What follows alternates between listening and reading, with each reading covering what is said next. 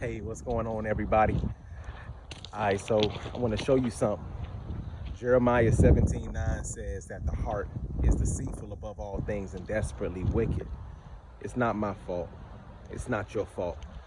It's a condition that we were born with because of the distrust, the sin, the fall of the first Adam, our first father, right? And just like the father passes off genetics and different tendencies and a likeness to his offspring, so Adam passed off the likeness to his offspring, which reflected sin. Okay, and if you look in Genesis chapter 2, you will see God made Adam in his image, and then he made Eve.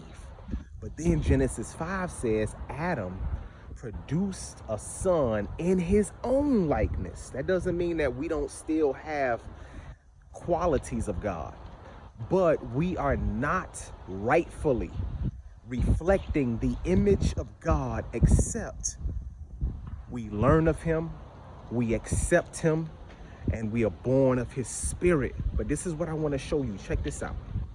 It says the heart is deceitful and desperately wicked, right? So we just finished doing a drain repipe. This is cast iron. Notice this. Look at that. Check it out. You see that? You see all that's clogged up inside of that cast iron drain? What's interesting is that the customer couldn't believe it when he saw it. He was like, man, it was working just fine. Everything seemed to be draining just fine.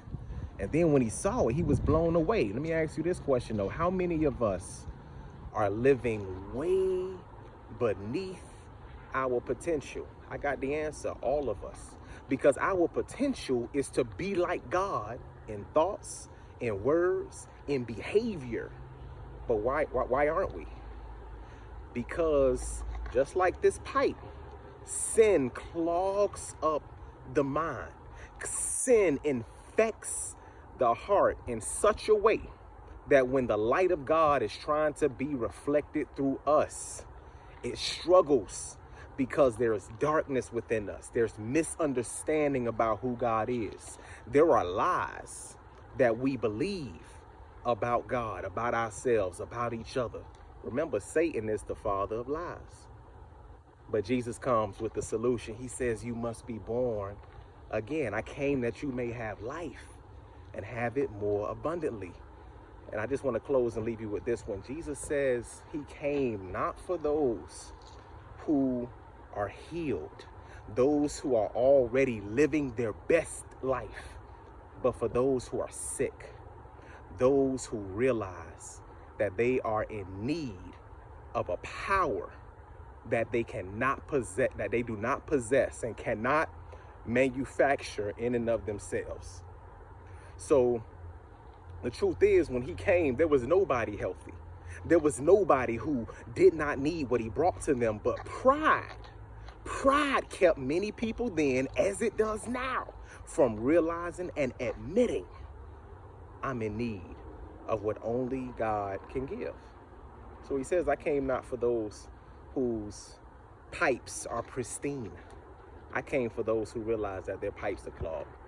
I came to help them out, because only by them realizing that they need my help, and only by them accepting the service, the work that I came to do for them and in them, only by them accepting me can I do that work, because I'm not coming to force myself on nobody.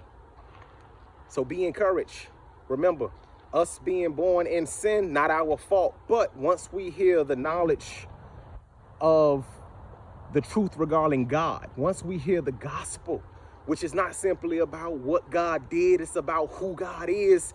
Once we receive the diagnosis that, no matter how good you may feel, you living far below your divine standard.